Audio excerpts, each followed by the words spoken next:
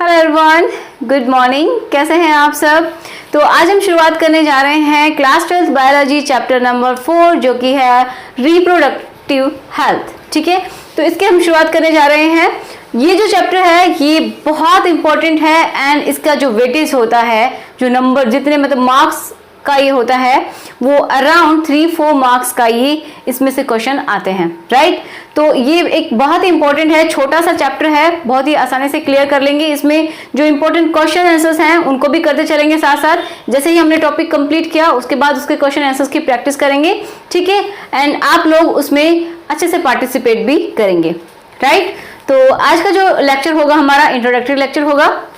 इसमें हम जानेंगे कि इस चैप्टर में आपको कौन कौन से टॉपिक्स पढ़ने हैं एंड उनके बारे में थोड़ा थोड़ा हम जान लेंगे, ठीक है। तो कंप्लीट चैप्टर इंट्रोडक्शन आज का हमारा लेक्चर होने वाला है। तो चलिए शुरुआत करते हैं आज के लेक्चर की। So my name is Ekta and आपका हम सबका YouTube channel study with me. तो चलिए देख लेते हैं कि रिप्रोडक्टिव हेल्थ क्या होती है।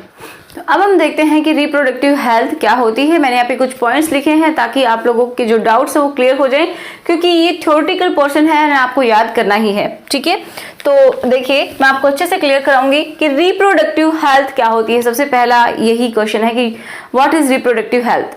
तो क्या फिजिकली कोई इंसान फिट है, वो रिप्रोडक्टिवली हेल्दी है, मतलब उसके जो रिप्रोडक्टिव ऑर्गन्स हैं मेल एंड फीमेल के, अगर वो बिल्कुल परफेक्ट हैं, सही हैं, तो क्या मतलब वो जो पर्सन है वो रिप्रोडक्टिवली हेल्दी है? तो इसका आंसर होगा नहीं। क्यों? क्योंकि अकॉर्डिंग टू WHO मतलब वर्ल्ड हेल्थ ऑर्गेनाइजेशन, जो विश्व स्वास्थ्य संगठन जो है, उसके अकॉर्डिंग क्या होता है, इसकी डेफिनेशन सही मायने में होती है कि जो पर्सन कैसा है, फिजिकली फिट है, ठीक है, एंड इमोशनली वो फिट है, इमोशंस अच्छे हैं उसके, एक साइको टाइप का पीपल नहीं है, ठीक है, इमोशनली एंड बिहेवियर उसका लोगों की तरफ कैसा है, अच्छा होना चाहिए, वो भी हेल्दी होना चाहिए। कि हम लोगों की तरफ कैसे सोचते हैं, लोग हमारे मतलब कैसे सोचेंगे, क्योंकि हम भी तो लोगों में इंक्लूड है ना, हम जैसा सोचेंगे लोग हमारे लिए भी ऐसा ही सोचेंगे, राइट। तो क्या हुआ, फिजिकली फिट होना चाहिए एंड इमोशनली वो अच्छा होना चाहिए, फिट होना चाहिए, एंड साथ ही साथ बिहेवियरल मतलब उसका बिहेवियर टुवर्ड्स पीपल कैसा है वो भी अच्छा होना चाहिए, वो भी हेल्दी होना चाहिए।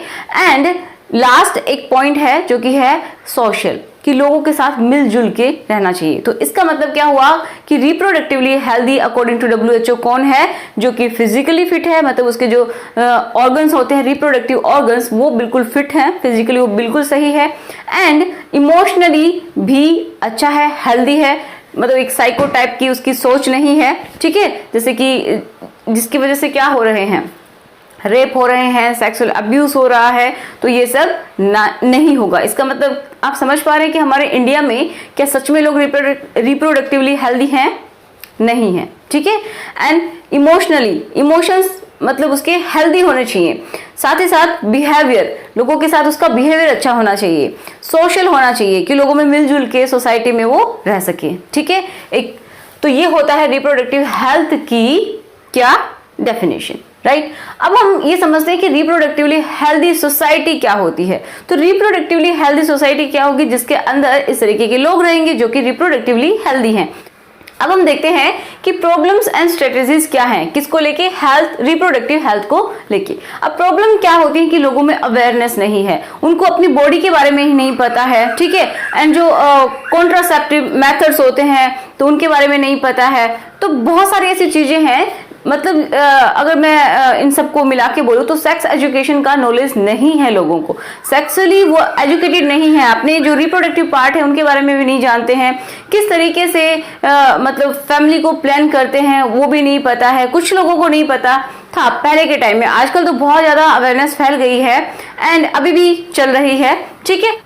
अब हम बात करते हैं कि जो फैमिली प्लानिंग है उसमें क्या इंक्लूड है। तो फैमिली प्लानिंग का मतलब होता है कि total reproductive health as social goal, मतलब जो हमारा सोशल गोल है कि जो हमारी सोसाइटी हो वो कैसे बने, रिप्रोडक्टिवली हेल्दी बने, मतलब physically, emotionally, behaviourally and socially कैसी हो, हेल्दी हो, ठीक है। तो उसके लिए कुछ प्रोग्राम चलाए गए एंड ये जो फैमिली जो प्लानिंग है ये सबसे पहले कहाँ पे शुरू की गई थी, हमारी जो इंडिया की गवर्नमेंट है उसके थ्रू ये नेशनल लेवल पे शुरुआत इसकी की गई थी, ठीक है, ताकि लोग इसके लिए अवेयर हो सकें। ठीक है, रिप्रोडक्शन से रिलेटेड जो भी एस्पेक्ट्स हैं उनमें अवेयर हो सके। तो RCH इसके अंडर एक प्रोग्राम चलाया गया जिसको हम बोलते हैं RCH। अब इसकी फुल फॉर्म क्या होती है ये इंपॉर्टेंट है, reproductive health and child care, ठीक है, reproductive health and child care. तो ये है प्रोग्राम। इसके अंडर क्या क्या आता है, इसमें बहुत कुछ आ जाता है, रिप्रोडक्शन से रिलेटेड बहुत सारी चीजें आ जाती हैं। नेक्स्ट देखिए, स्टैट्यूटरी बैन ऑन एमनियोसेंटेसिस। अब एमनियोसेंटेसिस क्या होता है, एमनियोसेंटेसिस का मतलब होता है कि जब कोई भी बच्चा अपने जो मदर है उसके वूम्ब में होता है, उसके गर्भ में होता है, तो क्या कर सकते हैं कि जब वो 14 to 18 वीक्स का है, ठीक है, 14 to 18 वीक्स का मतलब क्या हो गया, लगभग वो 3.5 महीने का है, ठीक है, तो उसके बाद उसको ये जांच किया जा सकता है कि उसके अंदर मतलब कोई बीमारी तो नहीं है, कोई जेनेटिक डिसऑर्डर तो नहीं है, ठीक है। तो मदर की जब वूम में होता है तब कुछ लिक्विड वहां से लिया जाता है, कुछ हम बोल सकते हैं फ्लूइड लिया जाता है, और उसको जांच करके ये बताया जा सकता है कि ये जो फीटस है, जो बेबी है, ये इसके अंदर कोई जेनेटिक डिसऑर्डर तो नहीं है, कोई बीमारी तो नहीं है, haemophilia, down syndrome, sickle cell anaemia, ऐसा कुछ प्रॉब्लम तो नहीं है। तो इनके ऊपर मतलब इसको हम बोलते हैं एमनियोसेंटेसिस। बट एक्चुअल में क्या होता है कि लोग इसका गलत तरीके से फायदा उठाने लग गए थे कि जो फीमेल जो चाइल्ड होता था उसको क्या करते थे, उसको मार दिया जाता था, ठीक है, उसका अबॉर्शन करा दिया जाता था। इस वजह से क्या हो गया कि इसको बैन कराया गया गवर्नमेंट के थ्रू कि इसके ऊपर एक कानून बनाया जाए, उसके अकॉर्डिंग ही कोई भी मतलब इसको तो बैन कर दिया गया एमनियोसेंटेसिस को, कि मतलब इसके थ्रू लोग क्या करवाने लगे, सेक्स डिटर्मिनेशन होने लग गया कि जो गर्भ में जो बच्चा है वो मेल है या फिर फीमेल। अगर फीमेल होता था तो हमारे इंडिया में तो क्या कर देते हैं, बहुत सारे लोग अभी भी ऐसे हैं जो कि फीमेल जो बेबी होता है उसको मार देते हैं, राइट। तो इसके लिए सरकार ने इसको बैन कर दिया। तो अब हम बात कर रहे हैं कि RCH के अंदर और क्या क्या आता है। तो RCH के अंदर और भी बहुत सारी चीज। अब देखिए RCH के अंदर और क्या क्या आता है, थोड़ा सा हम जान लेते हैं। वैसे आपको NCERT पढ़नी है अच्छे से, क्योंकि उसकी एक एक लाइन बहुत ज्यादा इंपॉर्टेंट है, ठीक है। तो अवेयरनेस RCH में क्या है, awareness among people about sex related aspects, मतलब सेक्स से रिलेटेड जितने भी एस्पेक्ट्स हैं उनके लिए लोगों में अवेयरनेस फैलाना इसका एक मेन उद्देश्य है, ठीक है। किसके थ्रू फैला सकते हैं, मतलब क्या ऐसा हो सकता है जिसके थ्रू हम लोगों में अवेयरनेस फैला सकते हैं। तो कैसे, किसका सहारा लिया जाए, ऑडियो का, ठीक है। जैसे पहले टेप रिकॉर्डर होते थे तो उनके थ्रू क्या होता था, कोई भी गाड़ी में उसको रख के एंड गांव में चक्कर लगाए जाते थे, बोला जाता था कि क्या क्या कॉन्ट्रासेप्टिव होने चाहिए, क्या यूज करना चाहिए, ठीक है, इस तरीके की इनके बारे में बताना चाहिए। और विजुअल मतलब वीडियो दिखा के, ठीक है, वीडियो दिखा के, जैसे एड्स वगैरह चलती हैं बीच बीच में, ठीक है, तो इनको भी, ये भी क्या काम करते हैं, ऑडियोज काम करते हैं, वीडियोज काम करते हैं। एंड प्रिंट मीडिया, अब देखिए ये जो पोस्टर बनाए जाते हैं, बड़े बड़े पोस्टर्स के थ्रू बताया जाता है कि अगर कुछ भी किससे रिलेटेड, ये भी हम बात करेंगे कि किसके बारे में हमें इनके जो सेक्स से रिलेटेड जो भी प्रॉब्लम्स हैं उनके बारे में हमें खुल के बात करनी चाहिए। Government and non government agencies, ये भी बहुत ज्यादा हेल्प करती हैं। गवर्नमेंट मतलब जो गवर्नमेंट के थ्रू जो चलाई गई है, नॉन गवर्नमेंट मीन्स जो प्राइवेट एजेंसीज हैं जैसे कि NGO वगैरह होते हैं, राइट। पेरेंट्स के थ्रू, पेरेंट्स भी अपने बच्चों को इस बारे में खुल के बात कर सकते हैं कि क्या आपके लिए सही है, क्या सही नहीं है, ठीक है। जो भी मिथ होते हैं, जो मिसकंसेप्शन होते हैं सेक्स को लेके, उससे रिलेटेड फ्रेंड्स भी आपस में अच्छे से बात कर सकते हैं अगर किसी को नॉलेज है तो। अदर क्लोज रिलेटिव्स, जैसे आपके नाते रिश्तेदार होते हैं, वो भी अच्छे से बता सकते हैं, ठीक है। अगर हम किसकी बात करें, बच्चों की बात करें तो वो उनके रिलेटिव्स भी उनको समझा सकते हैं कि क्या सही है और क्या गलत है। अब टीचर्स का बहुत बड़ा योगदान होता है। एंड फ्रेंड्स तो आ चुके, वैसे भी टीचर्स भी अपने स्टूडेंट्स को समझा सकते हैं, क्योंकि उनके जो करिकुलम है, ठीक है, जो उनका सिलेबस है, उसमें एक चैप्टर आज जो हम पढ़ते हैं, पहले तो इसीलिए इसको चलाया गया था ताकि लोगों में, मतलब बच्चों में, जो स्टूडेंट्स हैं, जो यूथ है, उनमें भी इन सब के बारे में जागरूकता हो, उनको पता हो, ठीक है। रिप्रोडक्शन से रिलेटेड जो ऑर्गन्स हैं उनकी नॉलेज हो, उनसे रिलेटेड प्रॉब्लम्स की नॉलेज हो, ठीक है। अगर प्रॉब्लम हो गई तो किस तरीके से उसको ठीक किया जाए, समझ पा रहे हैं। अब देखिए किसके बारे में, ये जो इनके थ्रू जो अवेयरनेस फैलाई जा रही है, ये समझ में आ गया कि किन के थ्रू अवेयरनेस फैलाई जा रही है, ये याद कर लीजिएगा। तो इसमें audio, video, print media, government, non government agencies, parents, friends, close relatives, तो हम ये सोच सकते हैं हमारे आसपास जो भी हैं वो क्या काम करते हैं, अवेयरनेस फैलाने का काम कर सकते हैं अकॉर्डिंग टू RCH। एंड किसके बारे में आपको अवेयरनेस फैलानी है, मिथ्स एंड मिसकंसेप्शंस, मतलब कुछ गलत धारणाएं बना के रखते हैं। किससे रिलेटेड, सेक्स से रिलेटेड, मतलब सेक्स से रिलेटेड जो भी एस्पेक्ट्स हैं उनके लिए लोग बहुत बहुत गलत धारणाएं बना के रखते हैं, जिनको दूर किया जा सकता है अवेयरनेस के थ्रू, राइट। उनको सही तरीके से समझाना चाहिए। तो इसमें कमी आती है, मतलब कम से कम लोगों को समझ में आता है कि ये गलत है, ऐसा नहीं होता है एक्चुअल में, ये मिथ है, ठीक है। एंड ये मिसकंसेप्शन है, मतलब गलत धारणा है, एक्चुअल में ऐसा नहीं होता है। समझ पा रहे हैं। एडोलेसेंस एंड चेंजेस, मतलब एडोलेसेंस का मतलब क्या है, जो कि आप लोगों की एज है लगभग 17-18 साल, 16-17 साल, ठीक है। अब ये जो एज चल रही है तो उसमें बहुत सारे चेंजेस आते हैं बॉडी में, फिजिकली बहुत सारे चेंजेस आते हैं मेल एंड फीमेल में, मतलब फीमेल के एंड मेल के जो सेक्सुअल कैरेक्टर्स है, सेकेंडरी सेक्सुअल कैरेक्टर्स, वो आना शुरू हो जाते हैं, जिसकी वजह से बॉडी में बहुत सारे चेंजेस आते हैं, हार्मोनल चेंजेस आते हैं। तो उन सब के बारे में भी बताना चाहिए, ठीक है। क्योंकि कुछ लोग बहुत ज्यादा इरिटेट हो जाते हैं, कुछ लोग अजीब सा फील करते हैं कि मुझे क्या हो रहा है, मुझे ऐसा क्यों हो रहा है, राइट। तो उनके बारे में अच्छे से पता होना चाहिए कि ये इसलिए हो रहा है क्योंकि इस एज में इस तरीके के चेंजेस आते हैं, right. Safe and hygienic sexual practices, अब देखिए किसको कब किससे रिलेशन बनाना है ये खुद के ऊपर डिपेंड करता है, लेकिन हमें ये जरूर पता होना चाहिए कि क्या हमारे लिए सेफ है, ठीक है। हाइजीन मेंटेन करनी चाहिए अगर रिलेशन बनाते हैं तो, ठीक है। तो ये हमें खुद को डिसाइड करना है कि क्या हमारे लिए सही है और क्या गलत है, ठीक है।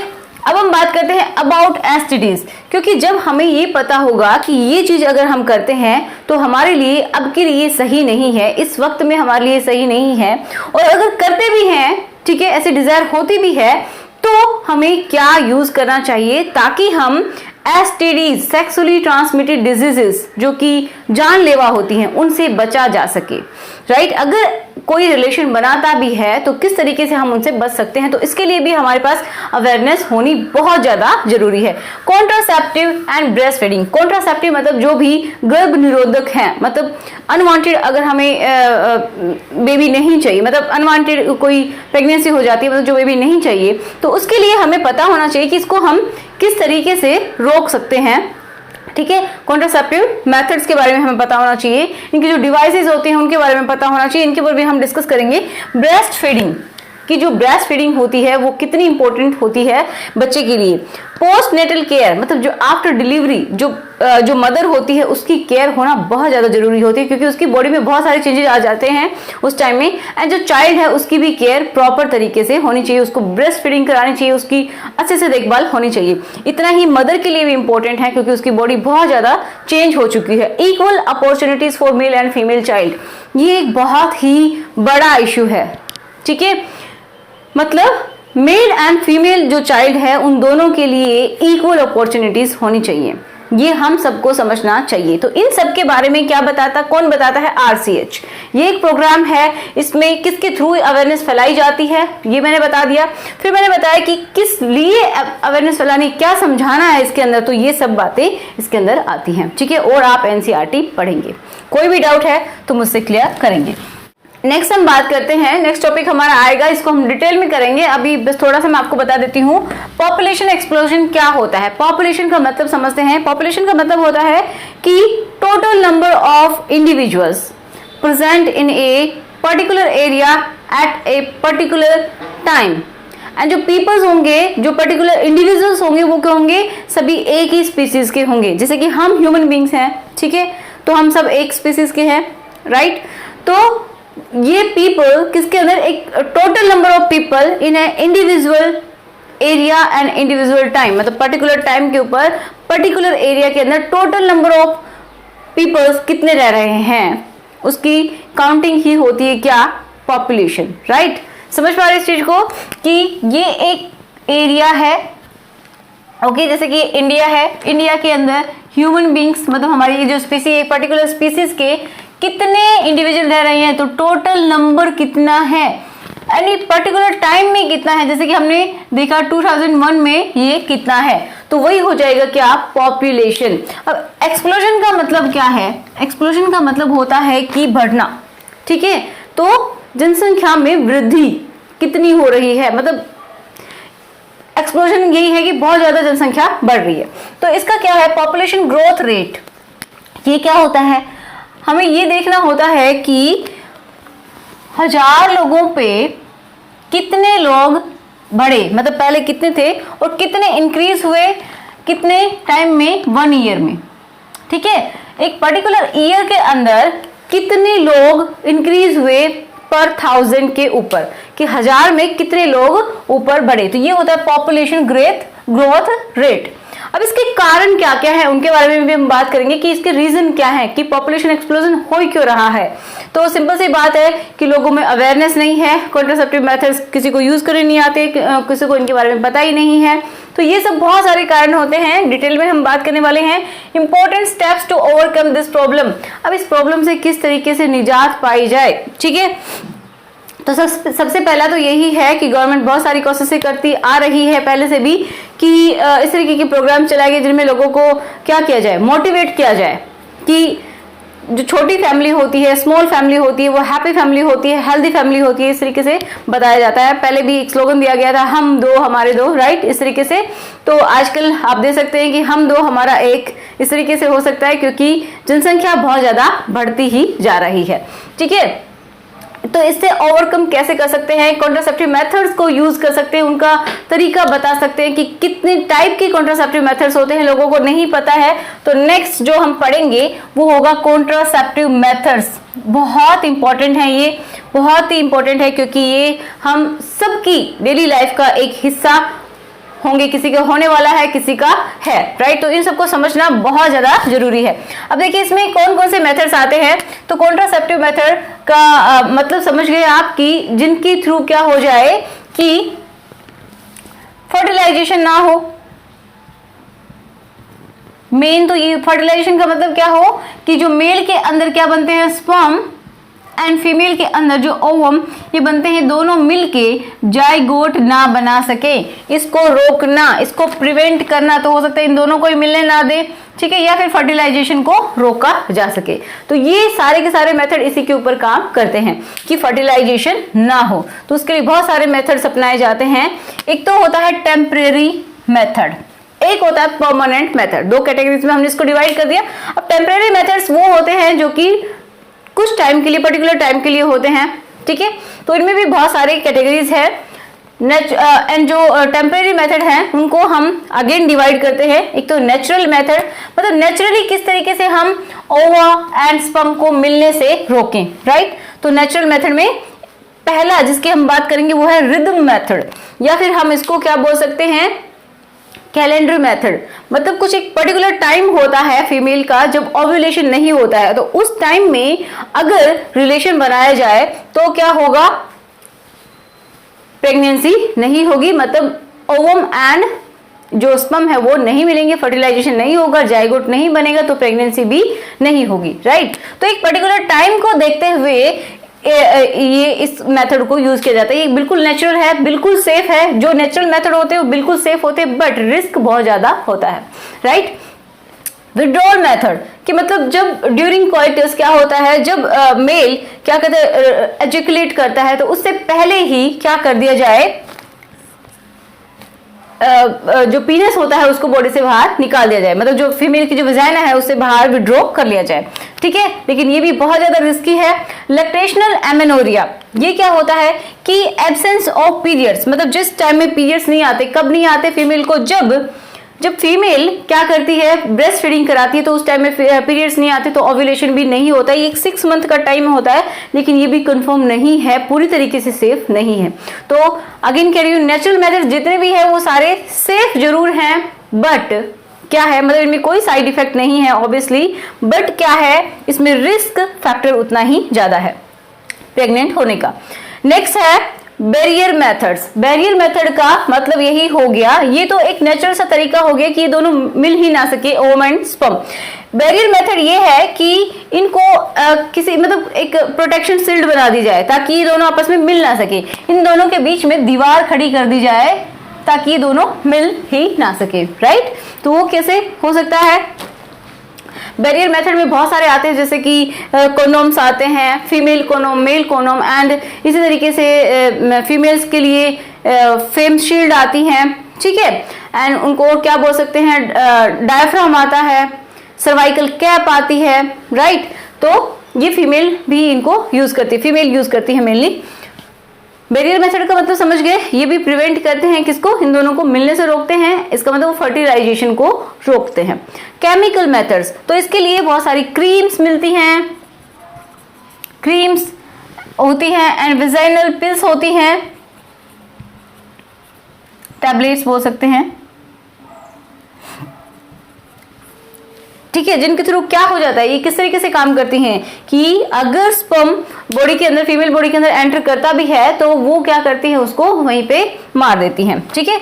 वो स्पर्म को मारने का काम करती हैं। जो क्रीम्स होते हैं, जेल भी आते हैं, फोम भी आते हैं, राइट, ये जेल, फोम्स, तो इस तरीके के केमिकल्स आते हैं जो कि क्या काम करते हैं, इनको स्पर्म्स को मारने का काम करते हैं। तो ऑब्वियसली वो ओवम तक नहीं पहुंच पाएंगे, ठीक है। इनको हम डिटेल में करेंगे, समझेंगे बाय डायग्राम, लेकिन अभी थोड़ा सा ये शॉर्ट लेक्चर बनाना चाहती हूँ। ओरल कॉन्ट्रासेप्टिव पिल्स भी होती हैं कि ओरली कुछ ऐसी टैबलेट्स होती हैं, मतलब जो कि फीमेल कंज्यूम कर सकती है, और आजकल तो मेल के लिए भी आते हैं ऐसी टैबलेट्स, राइट। नेक्स्ट क्या है, इंजेक्टेबल्स। इसमें अगर हम बात करें ओरल कॉन्ट्रासेप्टिव पिल्स में, तो ये फीमेल के लिए जैसे एक एनसीईआरटी में भी दी हुई है सहेली ऐसे करके, ठीक है, तो वो भी एक सेफ है, नॉन स्टीरॉइडल है, ओके, इसको यूज किया जाता है, एंड उसको वीक में एक बार लिया जाता है। कुछ ऐसे कॉन्ट्रासेप्टिव पिल्स होती है जिनको डेली खाया जाता है, मतलब जैसे मेंस्ट्रुअल साइकिल चलता है तो जैसे ही वो पीरियड खत्म होता है 4 और 5th डेज को शुरुआत कर दी जाती है, एंड 21 डेज कंटिन्यू किया जाता है, और फिर एक वीक के लिए फिर से रोक दिया जाता है। तो इस तरीके से 21 डेज के लिए भी खाई जाती हैं कॉन्ट्रासेप्टिव पिल्स, जो कि ओरली खाई जाती हैं, राइट। इंजेक्टेबल मतलब इसमें एक मैंने नाम बताया है, DEMPA। इंजेक्शंस के थ्रू भी ऐसे हार्मोन्स दिए जाते हैं, मतलब इसमें प्रोजेस्टिन हो सकता है, प्रोजेस्टेरोन हो सकता है, या फिर प्रोजेस्टेरोन एस्ट्रोजन मिला के दिए जाते हैं, जिससे क्या हो सकता है कि प्रेगनेंसी नहीं होगी, ठीक है। उस टाइम में फीमेल में मतलब बहुत सारे चेंजेस आएंगे बॉडी में, ओव्यूलेशन टाइम पे नहीं होगा, ओके, एंड मतलब उसका जो यूट्रस होगा वो पूरी तरीके से तैयार नहीं होगा कि इम्प्लांट हो जाए, जो एम्ब्रियो है उसको इम्प्लांट किया जा सके, ठीक है।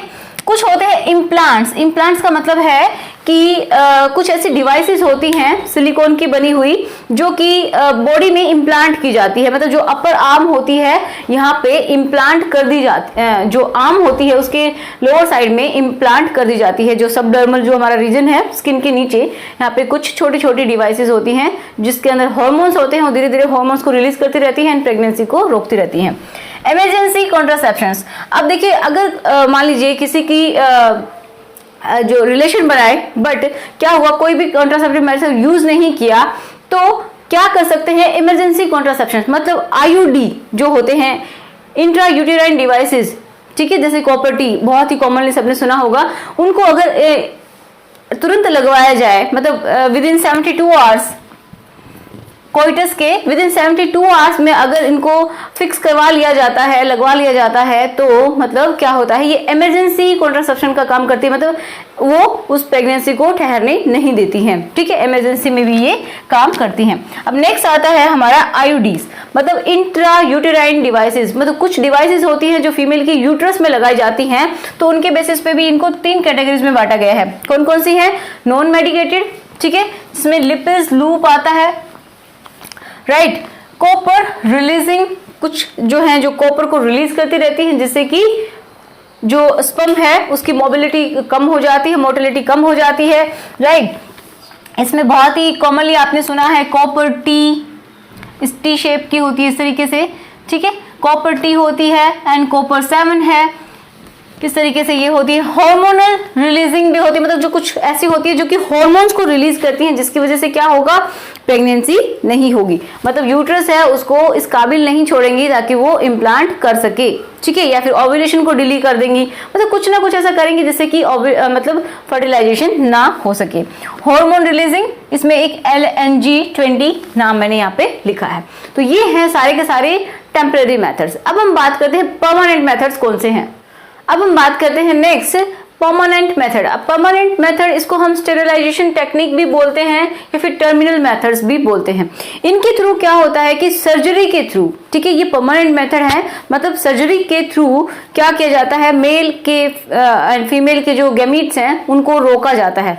मेल में भी सर्जरी की जाती है एंड फीमेल में भी सर्जरी की जाती है। ये परमानेंट होते हैं, इनको रिवर्स करना मतलब बहुत ही मुश्किल है, बहुत ही कम चांसेस हैं कि रिवर्स हो सके, लेकिन हाँ इनके जो फेलियर है वो बहुत कम है, ये फेल बहुत कम होता है। तो ये एक परमानेंट मेथड है। एक बार अगर ये हो गया तो क्या होगा, ये फिक्स हो जाता है कि उसके बाद मेल एंड फीमेल की जो गैमीट्स है वो मिल नहीं सकते एंड प्रेगनेंसी नहीं हो सकती है। इसके रिवर्सिबिलिटी के चांसेस बहुत ही कम है, बहुत ही पुअर है। तो वेसेक्टोमी होती है इसमें एक, जो कि मेल के अंदर सर्जरी की जाती है। मेल के अंदर जो वास्ट डिफरेंस होती है उसको दोनों को कट कर दिया जाता है एंड लाइगेट कर दिया जाता है, जिससे कि क्या होगा कि जो मेल के अंदर इजैक्यूलेशन तो होगा, लेकिन इजैक्यूलेशन में क्या होगा, सिर्फ और सिर्फ क्या होंगे, जो लिक्विड है, जो फ्लूइड है वो होगा, उसमें स्पर्म्स नहीं होंगे, ठीक है। स्पर्म बनेंगे भी बॉडी में लेकिन वो बॉडी से बाहर नहीं निकल सकेंगे, वहीं पे वो डिस्ट्रॉय हो जाएंगे, ठीक है। ट्यूबेक्टोमी में क्या होता है कि जो फीमेल होती है, फीमेल में मेंस्ट्रुअल साइकिल भी नॉर्मल चलेगा, ओव्यूलेशन भी होगा, बट क्या होगा एक्चुअल में जो फीमेल में ये जो ट्यूब्स होती हैं, ठीक है, यहाँ पे आप पिक्चर भी देख पा रहे होंगे, जो ट्यूब्स होती हैं उनको बांध दिया जाता है, ठीक है, एंड कट कर दिया जाता है, या फिर हम बोल सकते हैं छोटा सा जो पार्ट होते हैं दोनों साइड से वो ट्यूब्स के कट कर दिए जाते हैं, जिससे कि क्या होगा कि ओवा अगर यहाँ पे बनता भी है, ठीक है, सॉरी, ओवरीज के अंदर ओवा बनता भी है तो ये यूट्रस में, मतलब ये इस फैलोपियन ट्यूब में आगे नहीं बढ़ेगा, अगर स्पर्म आ भी जाता है तो ये दोनों मीट नहीं करेंगे, मतलब मिलेंगे नहीं, तो फर्टिलाइजेशन नहीं होगा। इसी तरीके से मेल में होता है, ठीक है। तो ये परमानेंट टेक्निक हो गई किसकी, जो कॉन्ट्रासेप्टिव मेथड है उसकी, ठीक है। अब देखते हैं medical termination of pregnancy, MTP। ये इंपॉर्टेंट है, बहुत इंपॉर्टेंट है। MTP क्या होता है कि जब कोई अबॉर्शन कराया जाए, एक इंटेंशनली अबॉर्शन कराया जाए, मतलब जो कोई प्रेगनेंसी है उसको रिमूव करवा दिया जाए, ठीक है, डिलीवरी से पहले ही, और इंटेंशनली हमें पता है कि हम क्यों करवा रहे हैं, तो उसी को बोलते हैं MTP, medical termination of pregnancy. मतलब किसी का जानबूझ के अबॉर्शन कराना, हमें पता है कि हम क्यों करवा रहे हैं, तो उसके पीछे रीजन गवर्नमेंट के अकॉर्डिंग क्या होने चाहिए कि अगर जो फीटस है उसमें कोई प्रॉब्लम है, मतलब जो बच्चा है मदर के वूम्ब में, गर्भ में, उसमें कोई प्रॉब्लम है, उसकी फिजिकली कोई प्रॉब्लम है, या फिर कोई जेनेटिक डिसऑर्डर है, जिसकी वजह से, किसकी वजह से पता चलता है, जेनेटिक डिसऑर्डर जो एमनियोसेंटेसिस होता है उसके थ्रू पता चलता है। तो ये एक बहुत अच्छी टेक्निक थी कि बच्चे के अंदर कोई भी डिसऑर्डर है, बहुत सीरियस प्रॉब्लम है, तो उसको जांच के थ्रू पता लगाया जा सके। लेकिन क्या किया लोगों ने, उसका गलत फायदा उठाना शुरू कर दिया। फीमेल जो बच्चे होते थे उनको मार दिया जाता था, उनका अबॉर्शन करा दिया जाता था, ठीक है। अब जो MTP है उसको भी लीगलाइज किया गया गवर्नमेंट के थ्रू एंड कुछ सुधार भी किए गए, क्योंकि MTP करवा लेते थे लोग, उनको पता चलता एमनियोसेंटेसिस के थ्रू कि हाँ ये फीमेल है, तो उसको मार दिया जाता था। मतलब उसको बोलते हैं फीमेल फिटिसाइड्स बहुत ज्यादा हो गए थे, फीमेल को बहुत ज्यादा ऐसे उनको मारने लग गए थे। तो क्या हुआ कि गवर्नमेंट ने क्या किया कि कुछ अमेंडमेंट किए, इनको लीगलाइज तो कर दिया था, उसके बाद 2017 में इसको लीगलाइज किया एंड इसमें कुछ अमेंडमेंट किए कि अगर MTP होती है तो उसकी कुछ शर्तें होंगी, ठीक है, कुछ कंडीशंस होंगी। तो कंडीशन क्या थी कि अगर MTP कब करवाना सेफ है, तो पहला तो ये कि अगर 12 वीक, मतलब जो फर्स्ट जो ट्राइमेस्टर होता है, मतलब जो पहले के जो 3 मंथ्स होते हैं, ठीक है, फर्स्ट ट्राइमेस्टर में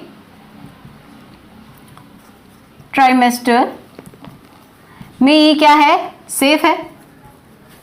अगर सेकेंड ट्राइमेस्टर, मतलब अगले 3 महीने, ठीक है, 3 महीने से अगले 3 महीने में, तो टोटल 6 महीने। तो इनके बीच का जो टाइम है 3 महीने से ऊपर का सेकंड ट्राइमेस्टर में, ये क्या है, रिस्की है। तो अगर एमटीपी करवानी है, अबॉर्शन करवाना है, तो वो कुछ उसकी कुछ शर्तें होंगी कि हो सकता है कि किसी का रेप हुआ हो, किसी के साथ कुछ गलत हुआ हो, या फिर जो फीटस है उसमें कोई प्रॉब्लम है, या फिर मदर जो है उसकी मेंटल हेल्थ सही नहीं है, वो फिजिकली सही नहीं है, एंड ये अनवांटेड प्रेगनेंसी है। तो इन शर्तों के ऊपर ही एमटीपी करवाई जाए। एंड फर्स्ट ट्राइमेस्टर में अगर करवाई जाती है तो उसमें एक जो मेडिकल, जो रजिस्टर्ड होना चाहिए, जो मेडिकल असिस्टेंट, उसके सिग्नेचर होने चाहिए एंड उसकी प्रेजेंस में ही वो काम होना चाहिए। सेकेंड ट्राइमेस्टर में अगर करवाई जाती है तो 2 प्रैक्टिशनर की हेल्प, मतलब उनका ओपिनियन लेना जरूरी है, उनकी सलाह लेनी जरूरी है एंड उसके बेसिस पे उनका सर्टिफिकेट होना जरूरी है, उनके बेसिस पे ही एमटीपी होनी चाहिए। ठीक है, उसके बाद हम देखेंगे एसटीडीज। अगेन ये बहुत इंपॉर्टेंट है, बहुत इंपॉर्टेंट है। इनमें से एक क्वेश्चन पक्का आता है। ठीक है, इनमें देखिए मैंने यहाँ पे अलग अलग करके लिखा है। एसटीडीज का मतलब क्या है, सेक्सुअली ट्रांसमिटेड डिजीजेस या फिर सेक्सुअली ट्रांसमिटेड इन्फेक्शंस। वो इन्फेक्शंस जो कि सेक्सुअली ट्रांसमिट होते हैं, मतलब एक पार्टनर से दूसरे पार्टनर में ये ट्रांसमिट होते हैं। तो इनके बारे में हम डिटेल में जानेंगे कि कौन कौन सी बीमारियां होती हैं, क्यों ये फैलती हैं एंड क्या नहीं करने से इनको रोका जा सकता है ताकि ये ना फैले। राइट, तो इनमें यहाँ पे मैंने लिखे हैं जैसे कुछ जो एसटीडीज हैं वो किसकी वजह से होती हैं, वायरसेस की वजह से होती है, कुछ बैक्टीरिया की वजह से एंड कुछ प्रोटोजोआ की वजह से। तो आपके जो सिलेबस में है मैंने लिख दिया है जेनिटल हर्पिस। ये क्या है, वायरस जनित है। ठीक है, इसका जो कॉजिंग एजेंट है जो किसकी वजह से होती है, वायरस की वजह से होती है। जेनिटल वार्ट्स, ये भी वायरस जनित है। हेपेटाइटिस बी, एड्स, ये भी किसकी वजह से होती है, वायरस की वजह से। अब जो बैक्टीरिया वाली है वो कौन कौन सी, chlamydiasis, right, gonorrhoea, syphilis and chancroid. तो ये क्या है, बैक्टीरिया से कॉज की जाती हैं। एंड ट्राइकोमोनियासिस, ये क्या है, प्रोटोजोआ कॉजिंग है। ठीक है, तो इनके थ्रू ये बीमारियां होती हैं। और एक और इंपॉर्टेंट बात, मैंने यहाँ पे सिर्फ नाम लिखे हैं, नेक्स्ट में हम क्या करेंगे, इनके जो, जैसे ये वायरस कॉजिंग है तो उस वायरस का नाम भी याद होना चाहिए, साथ में उस जो बीमारी है, जो डिजीज है, उसका नाम भी पता होना चाहिए कि कौन सी डिजीज का कौन सा वायरस है, या फिर कौन सी डिजीज का कौन सा बैक्टीरिया है, कौन सी डिजीज का कौन सा प्रोटोजोआ है। तो इनके नाम भी हम याद करेंगे नेक्स्ट आने वाले लेक्चर्स में।